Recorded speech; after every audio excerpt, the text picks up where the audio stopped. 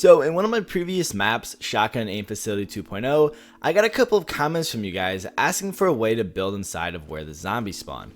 So that way you can practice things such as the Mongo Classic and practice so much more than just editing in. I agreed and thought there was a bunch more that I could upgrade within this section. Don't forget to leave a like, subscribe, and hit the notification bell to always be notified of new maps and videos. Introducing the new and improved best way to practice box fights alone. There are a ton more features in this map than the first iteration of this design, with the full 360 and the top-down angle with the zombies that still shoot right back at you. But there's still so much more that this map has to offer. But let's start with the zombie shooting back at you, because it sounds pretty odd if you've never seen it or heard about it before, but essentially what it is from the time that you open an edit till the time that you close it, there's a timer running in the background. It starts when you open the edit, and if you don't close the edit by the time the timer reaches the end, you'll be damaged. Similar to if you were fighting a real player, you can't just sit there with an open edit for a long time, otherwise they're just gonna shoot you first. Now, depending on how fast you are, you can choose your time frame from the beginner to the expert level, each one making the time smaller and smaller, and therefore making it harder and harder. Now, for example, say we choose the 1 to 2 second option. It'll choose a random number between those 1 and 2 seconds every time you open an edit. That way, there's no way to predict how long till you get hit, and to help simulate the randomness that a player on the other side of the wall would give. Now, my personal favorite part of this map is a new addition to help you get new and better angles on certain areas by moving the entire floor up or down. These arrows are going to be directly behind where you spawn, and by shooting the up or down arrow, it'll then of course transport you upwards or downwards to let you get new angles in the box that you might experience in game, rather than just having the flat wall that we had in the previous map. And that's what makes this so much better. This box lets you go around 360 and a little bit above through the top of the box, and in combination with the floors going upwards or downwards, it gives you quite a lot of options.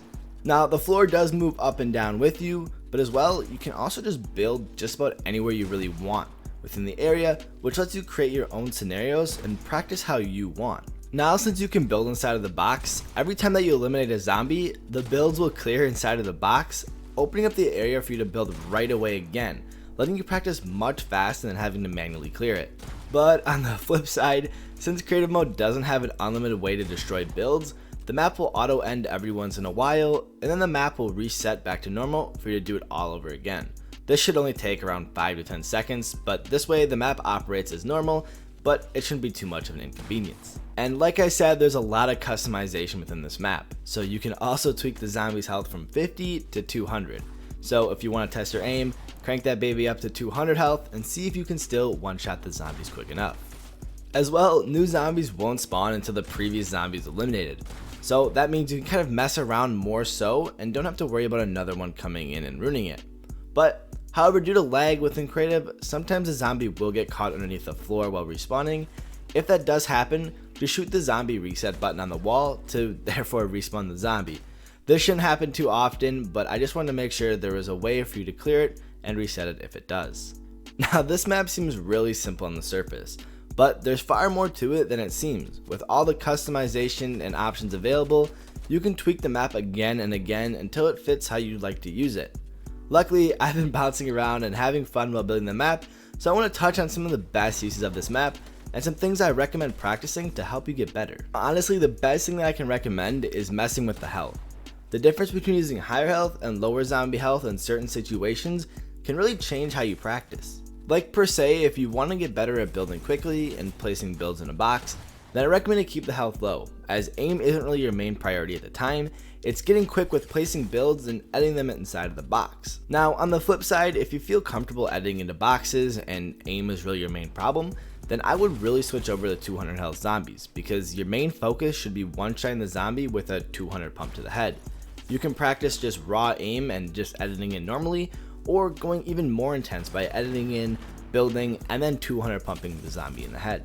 Building isn't limited to just inside of the box. I made the areas surrounding it big enough to allow you to mess around with other sorts of builds, so if you want to combo builds from the top, sides, or even do a little bit of free building into editing into the box, that's all available because there's so much space surrounding it.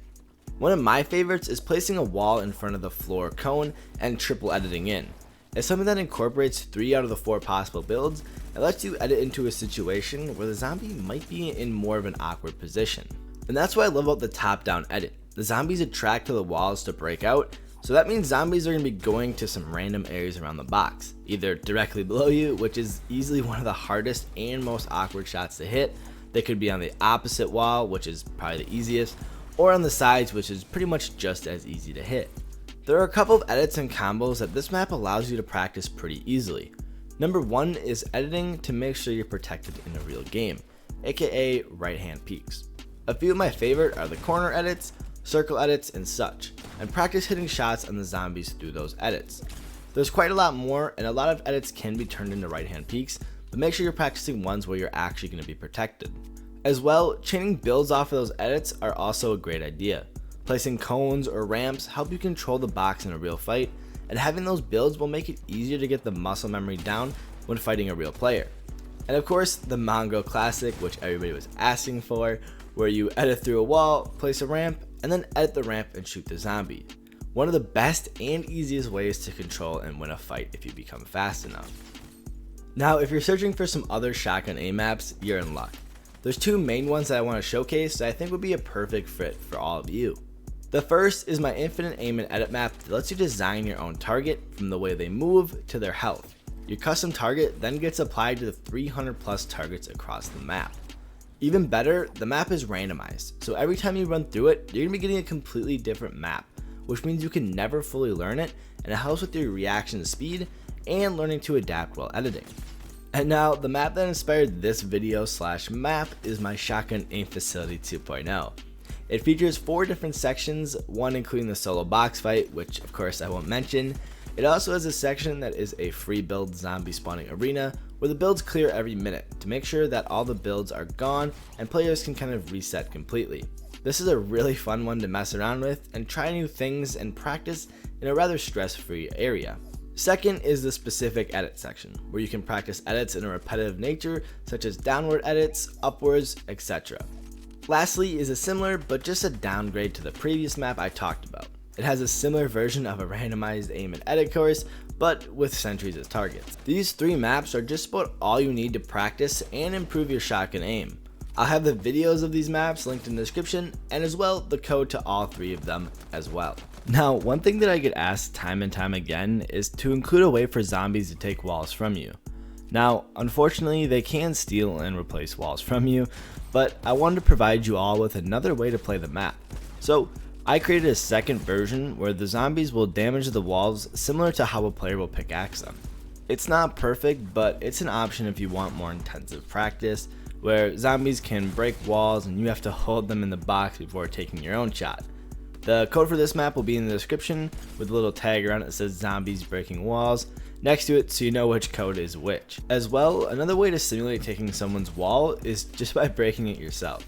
You can in a way pretend the wall isn't yours and that you have to take it before you can edit in and take your shot. Now, I know neither of these are really perfect solutions, but hey, we gotta work with what we're given, and I think it ends up working quite well. Now, I just wanted to mention a couple of things that you should keep in mind while playing this map, as they're unavoidable within creative. They're small things, nothing too huge, but I figured I'd mention them anyways. Number 1 is when you go to build around the box, you actually can't place floors because of how the map moves the entire floor up and down. Technically, there's a floor there, it's just invisible.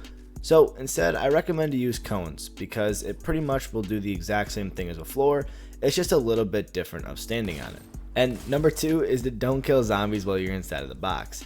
If you do, you're probably going to fall inside and you possibly may not make it out before the floor opens back up again. Now, like I said, they're not huge problems, but I figured I'd mention them, that way if you run into them, you know what's going on. I just want to thank you all for watching the video. If you did enjoy it or enjoy the map as well, make sure to leave a like, subscribe, and hit the notification bell so you can always be alerted when a new video drops. If you want to support me even more, you can always use code SILAGE in the item shop, #ad. And if you do, send me a screenshot on Twitter for a chance to be showcased at the end of the next video. Again, thank you guys all for watching. I hope you all enjoyed it, and I'll see you all in the next one.